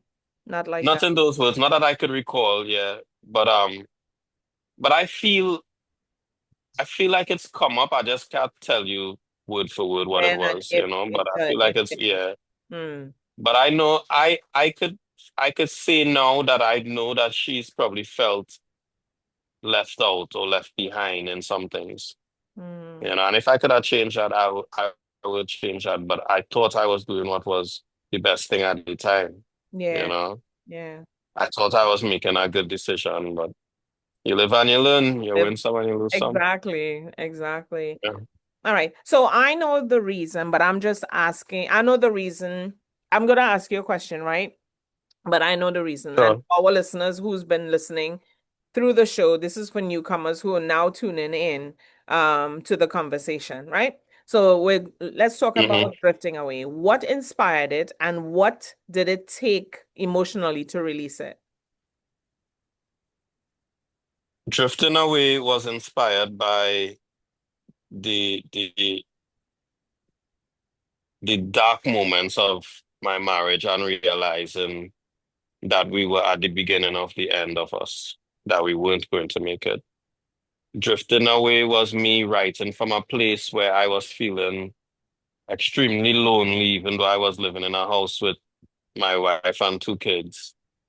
You know, um, Drifting Away was inspired by me feeling neglected as a man and not being prioritized as a man in the slightest. And it was me realizing that we are ultimately not who we were once to each other, not who we once were to each other. And drifting away is me accepting that this is how I'm feeling, Hmm. you know, and it's a whole lot of misunderstandings and perspectives, and we're just not trying to see it and just not trying to understand each other anymore. So Yeah. we keep missing it. And that's what drifting away is for me. But what it took from me to release this, because this song is older, this song is some years old. Hmm. I started writing this song in 2019, Hmm. in 2019. And 2019 was probably the first time she asked for a divorce, Ah, okay. Okay. and we worked through it. But I still wrote the song because I was feeling it. Yeah. But that one was on me. I took full responsibility for that one. I did some nonsense. Um, but I felt like me writing the song and it took me a while to record it because I felt like there was this fear in me that made me feel like I believe in the power of words so much, right? But the Bible says life and death is in the power of the tongue, Yeah. you know. And and I believe in the power of words so much that I felt like if I sang this song, it would almost be like I'm prophesying that this would be the case. Mm. So Put it I in. refrained from wanting to put it out because if I put it out, then it's like my reality, It's gonna come you true. know. Yeah. So when we did go through with the divorce and everything and it was finalized, I wanted to put it out because in that moment, this is my story and I want to say something now. Mm. And I felt like I'm always the guy that's pouring into everybody else. I'm always that guy. Mm. I'm always pouring into everyone else, and I very rarely feel like somebody's pouring back into me. Very, very rarely. I feel like I have to do that on my own, Mm. you know? I feel like I'm always the guy showing up for people. You know, the efforts that I put out, I'm not getting that back, you know? Mm. So when I decided, hey, you need to get back to your first love. As much as I love songwriting and playing the background, like I'm a vocalist, like I do this. I could teach a lot of people, you know, a thing or two Mm. about recording and not the technical side of things, but just as a recording artist, Okay. you know. And it's almost like you dim your light to make people feel a little more comfortable. Mm. And I wanted to start to do some of my own art. Not everything I write is for people to sing. It's for some of them is for me. It's my story. And Okay. I've witnessed as a songwriter far too many times that you have a vision, you give it to an artist, and then they add their vision onto your vision, and it turn into a whole different vision, and you lose the vision that you created the thing to be. Yeah. You know. And sometimes you just don't want to tell them, like, yo, your vision is stupid. You're changing up my thing. But you leave them alone, you know. Yeah, yeah, yeah. You know, for the sake of being a songwriter, because part of being a songwriter is sometimes you just have to learn to let go of your babies, Yeah. you know, and that. But I just came to a place where I was like, I need to do some things for me. You need to work on you. You're your own project, and you need to work on you. Mm-hmm. And I remember a colleague of mine, um, Damon actually, Damon, who's Kessa's manager, one of Kessa's Ah, manager. okay. And Damon said to me one time over the phone, D, you have to remember that you're a brand too. Mm-hmm. He said that. And that never left me. Mm. It always stayed with me. He's like, you have to remember that you are a brand too. And you have to remember that you are not supposed to dim your light. True. Don't dim your light to make anybody else shine, right? And because I'm a songwriter, it was hard for me to do because remember, I'm writing for everybody. I'm writing for so much people. And then I have an artist that I'm taking care of too, you know, and I prioritize my artist. You know, I'm always pushing her to the forefront and pushing her up the mountain and Yeah. you know, and I love it. You know, I love being in that position to create what I think is going to be the next big thing, you know. I love that. But Yeah. but I also see where when you focus on everybody else so hard where you now start to shrink in the background. Mm-hmm. And then you have to, because at the end of the day, we have no pension in this industry. There's no pension plans for us. Unless you So at any given time, it could all end. true. At any given time, somebody could change their mind and decide, well, I've used you enough. I don't want to use you anymore. As a songwriter, as a manager, as anything. Mm-hmm. People are people and human beings change. The only thing that's constant is change, and people could change on you. True. So at the end of the day now, it's like you have this moment now where you're thinking, What is the point of all of this if you're not happy? Or what is the point of this if you're not doing what you want to do? So I have to now dig deep and decide if I have to put out my own art, what do I want my sound and my art to be? And I could only want to talk about things that I'm dealing with and real moments in my life. So when I thought about what I want to say, and I went back into my folder of unreleased Darryl Gervais songs, Drifting Away was one of the top things there. And I was like, this is the perfect time in my life to release this because it's real. And right now in my life, it has so much significance because this is actually where I'm at. And it's the byproduct of what was, and I'm actually here now and I could talk about it. And I feel like a lot of men don't talk about it, you Mm. know. I've had conversations with men, big hardback men, where they're breaking down in tears. Everybody talking about what they're dealing with, and we don't have that space to talk. We very rarely do that. Do you think And no, because of you, not to cut you off or anything, but do you think no. because of the culture, um, I don't want to speak for American people, but because of our culture being in the Caribbean and the way how we raise our men to be tough, do you think that's a part of it? Yeah, well, I think we raise men to be a certain way throughout the world, not just in, Yeah, in Caribbean or American culture. yeah, It's only now the world has gotten a little more sensitive and we could talk about mental health and, yeah, from the pandemic. emotions and things a little bit now. Um, but yeah, I think it's just expected. Men just have to figure it out. I think that's the expectation of men that we figure it out. Like nobody knows, there was this quote I saw sometime, like everybody you meet is fighting a battle Hmm. that you know nothing about. So that's why you need to be kind to people. Because at any given point in time, any of us could break. We could have a breaking moment. Yeah, of course. Um, because nobody knows exactly what everybody is dealing with. Yeah. They You also say know, people have their own crosses to bear, so you don't know everybody, what yeah, cross that everybody. somebody is carrying. Yeah. Somebody could be the most beautiful person the most beautiful soul you've ever dealt with.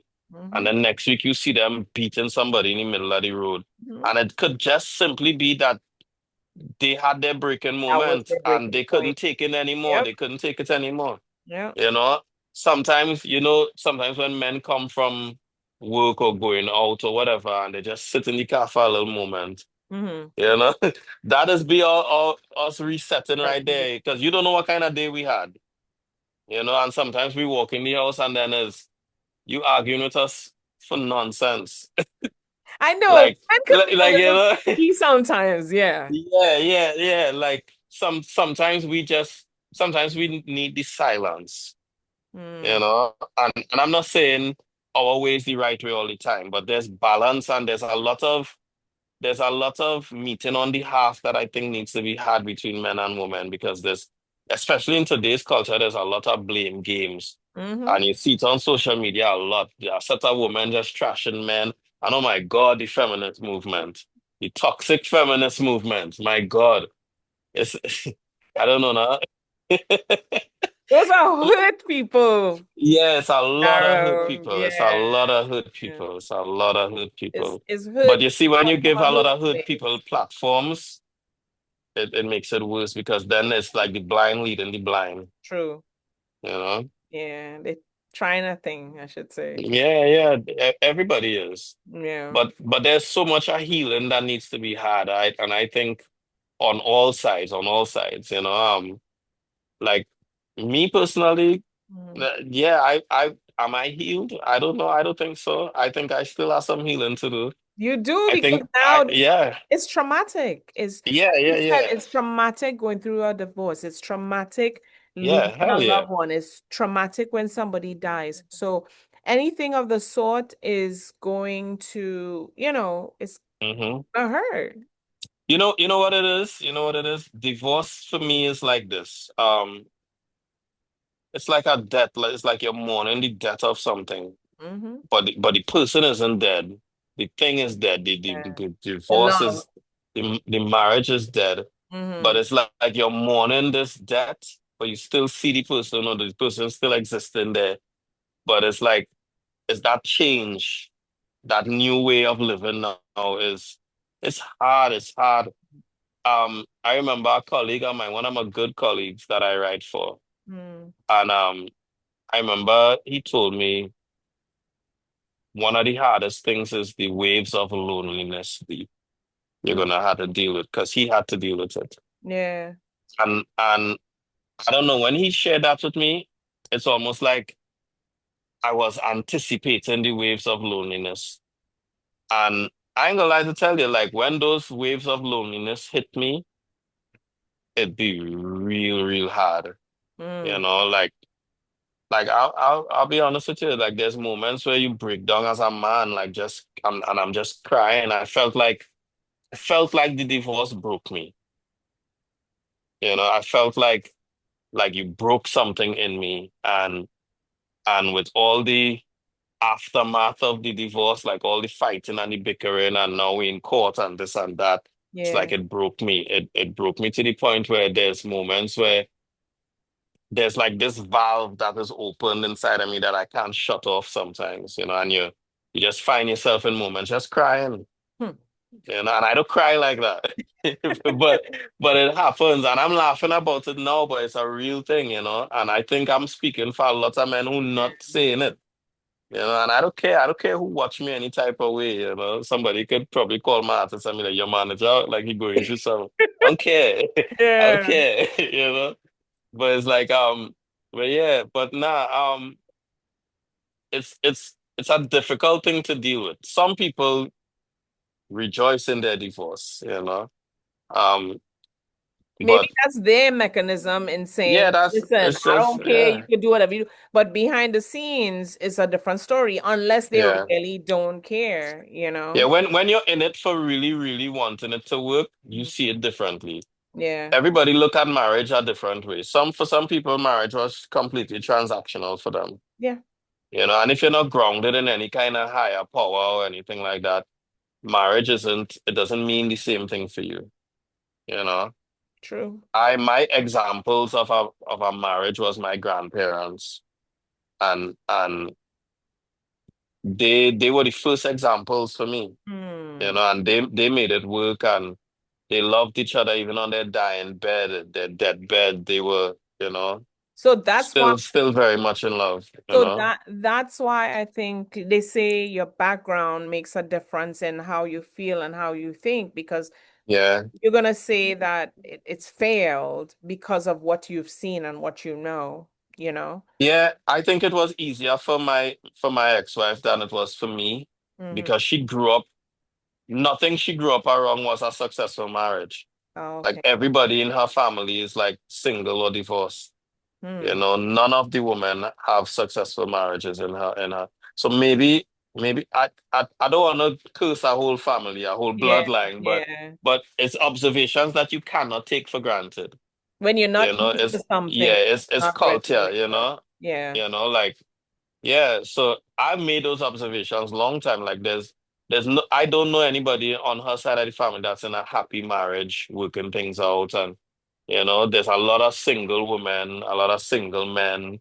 Hmm. Um, yeah, a lot of it ain't easy. But on my side, I'm around a lot of working marriages, a lot of mentors, a lot of couples. And I remember at one point I used to say, I think you need to find some mentors, um, like some older, more mature mentors that Yeah. actually in successful relationships. Hmm. You were Um, telling her that, or you were saying that to I I yourself? wa- I was telling her that, and I tell that to friends as well too. You got Hmm. to be careful who you're surrounding yourself with, and the people around you that feeding you. Hmm. Like I'm not gonna take advice from somebody who's never been in a good relationship. You True. can't you can't talk to me about relationship if you never been in one. Yeah, yeah. Um, They're not gonna feel so the same and know the things that you went yeah, through. yeah, yeah, Yeah. definitely. And what it takes in order to be in one or to keep one. Yeah, very true. Yeah. Um, how do you hope listeners relate to drifting away, especially those going through something similar? I My hope and desire for drifting away when listeners hear it and receive it is that they can be honest with themselves. I hope it resonates and I hope they allow it to resonate Mm-hmm. and to ask themselves the difficult questions and just allow themselves to be real in it. Mm-hmm. I'm not asking for much, like I'm not trying to depress people. But if it resonates with you, I want you to spend some time with it and let it resonate. Let it shake up the things and make you a little uncomfortable and open your eyes if it needs to open your eyes. Yeah. Because these are real things. When I look at the lyrics for Drifting Away, those lyrics were real lyrics to me. Those are my thoughts, you know. Like the like when I said I can feel me drifting away from you. It doesn't feel the way it used to. We've been slipping away and trying to hold on to whatever's left of us. We've been trying to hold on to whatever's left of us, and then I said, but why can't we be lost in love the way we used to be? Our signals crossed, Hmm. so crossed that now you're losing me. Those were real things for me, you know? Jeez. Those were real things for me. So that was real, and I want you to ask yourself the same question. Mm. Let it soak, let it marinate in your heart and your spirit. And I gave her the song before it dropped though. Really? What did she say? Yeah, we well, she knew of the song when I was Yeah. writing the song. I played it in the car one time when we were still together. Yeah. And I remember we were driving down the highway and I played the first demo and she was like, "That's how you feel?" Hmm. And I was driving and she was in the passenger side and she was like, I was like, yeah, sometimes, but that was years ago. Now, fast forward to now, the song is about to be released. And we were in the hospital for a checkup for our younger son. Yeah. And I was like, no, we don't talk. We really don't talk. Like we, she communicates with me via her lawyer through emails. So we don't talk like that. Oh, wow. So yeah, it's really stupid and bad right now. You know, it's really irrational. But so we met up in the hospital for an appointment for a younger son. And I turned to her. Now I don't know if she's going to talk and respond or anything like that. And I was like, I'm about to release a song. Yeah. She's like, okay. I was like, do you remember Drifting? She was like, yeah. I was like, I'm gonna release it. And she was like, okay. I was like, do you want me to send it to you? Mm. And she was like, yeah, I don't mind. And I told her put on her airdrop and I sent her everything. The write up, the release, the bio, everything. Yeah. And she put on her headphones and she was listening. We never spoke about it after, but I could tell she was soaking it in. I could see that concentration on her face. But we never spoke about it after that. My kids love the song though. Oh, they They love emotional records. So they really, really love the song. I just wanted to make sure my family heard heard it. your, You yeah. know? Yeah. Yeah, I wanted to make sure that they heard it before I put it out. How, I mean, this is if you want to answer this question. I just wanted to see what I'm they're answering understanding. everything, Nikki. How old are they? I just want to see how their concept of understanding, how did they take this is like a fiery question all in one. Like, how did Yeah. they take everything going on? Did they understand your words? Like, how did they take it? Did they cry? What would You mean like from their the feedback? divorce, from everything? Yeah, like listening to your song and then knowing about Yeah. the divorce and all that stuff. Well, Are they well, for the old enough to divorce, understand? well, for the divorce, when we decided that we had to break it to them, because she was the one pushing for us to have the conversation, and I was nervous as hell.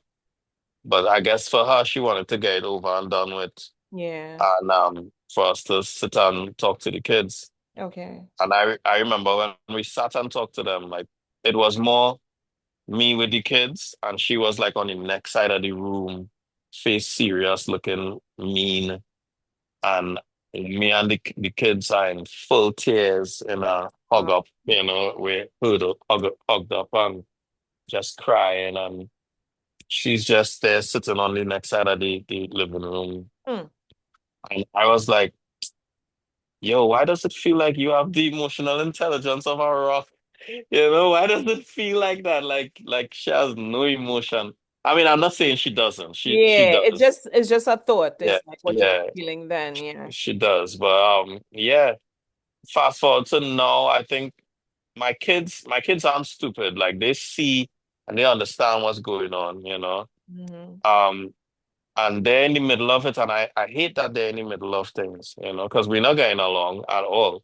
Oh, Um, so they're in the middle of things. The eldest is 13 and the younger one, well, he just turned 9 last Wednesday. yeah. Okay. Um, but they are I talk to my boys. Like my boys know how I feel and they know all the things that I did wrong. Like I sat down with them and shared things with them, Okay. you know, because I think it's important to be honest, you know.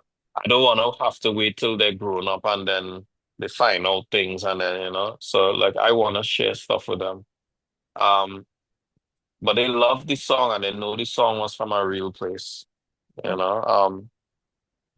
But my kids miss us together, you know. of Like they course. they they miss us together. Mm. But but you know, I think they'll be okay. Kids are resilient, if not, you know, anything else. They're As long resilient. I would say as long as I mean I don't know them or anything, but from experience, I would say as long as you have an open communication with them and you speak to them, Mm-hmm. um, Yeah. they should be fine, you know. Mm-hmm. And then they're boys too, so you don't know how much they're keeping in because Yeah, yeah, yeah. I mean just to shed some light on some things, right? Mm-hmm. My kid's dad passed away, but Um, when the dad passed away, my son didn't tell me how he was feeling. He told me like a year after how he felt. And it hurt oh me. wow. Yeah, it hurt Mm-hmm. me because he said it's like boys listen to men more. Well, on his side, I don't know what your kids might probably Right, say, right. but it's like they listen to the male figures more than the female.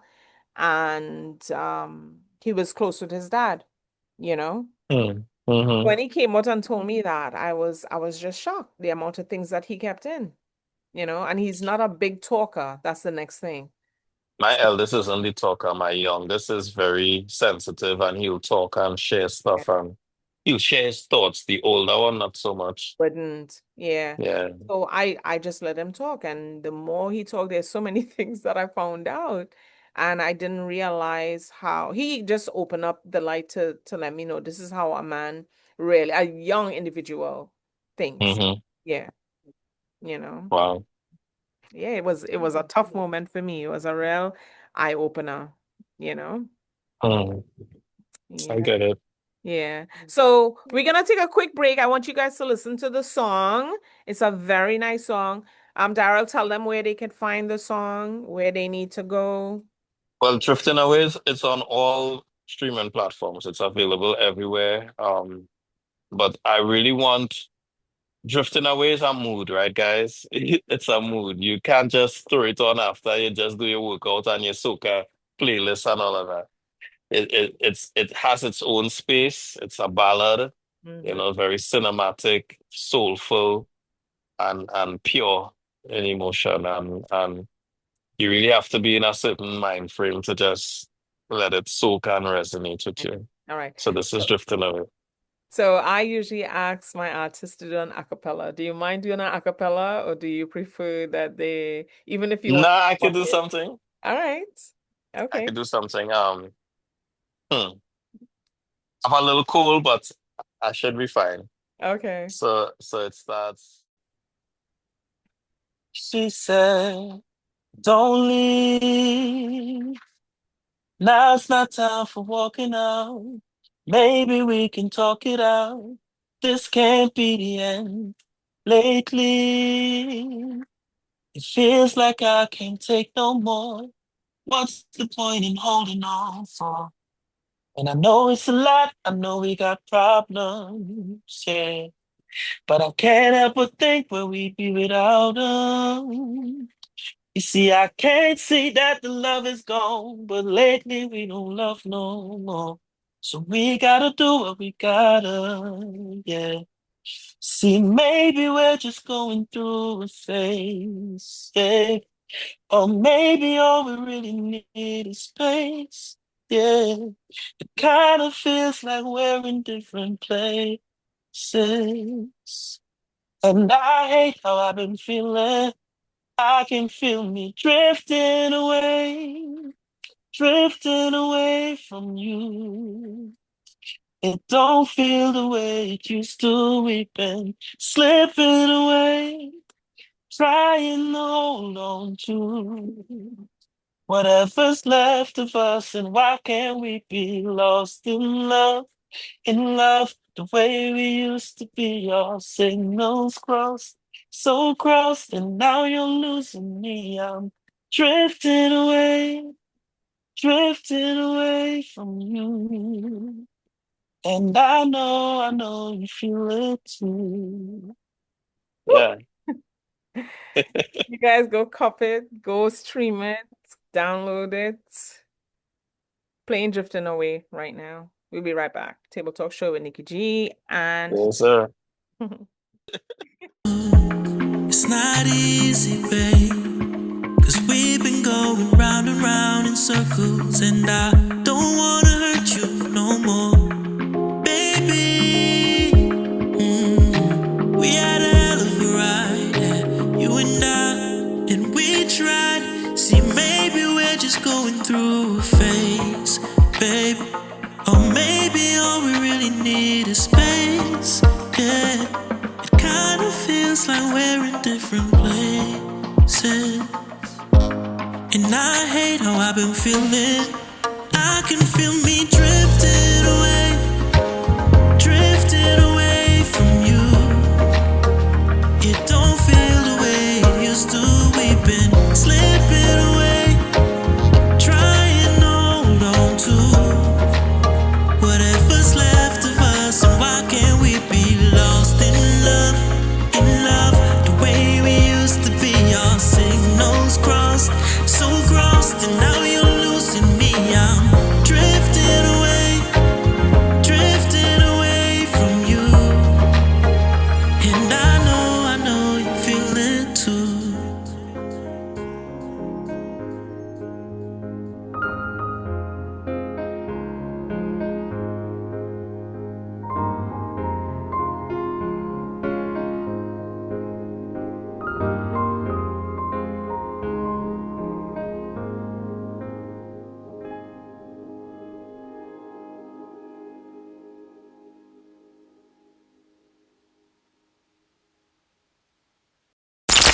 Looking for the hottest Caribbean vibes?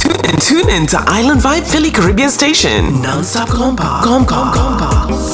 Soca. She said never again, Reggae and Afrobeat. 24 hours a day. Live talk shows, the latest news from Soca to Soca blog, exclusive merch, and the perfect place to advertise your business. Download the Island Vibe radio app now. On Google Play or the Apple App Store. Feel the rhythm, catch the vibe, And vibe with the best. Island Vibe Philly Caribbean Station, where the Caribbean lives. Bless this. Welcome to Table Talk with Nikki G the Voice, where we bring to you highlights of entrepreneurs, leaders, organizers, and much more. Cross the finish line. I'll be coming back for you.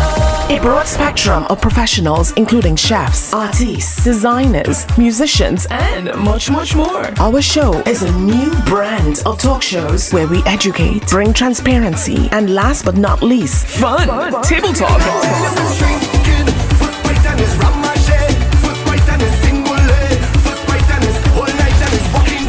Get ready for our seasons, a roller coaster of emotions, all wrapped into one.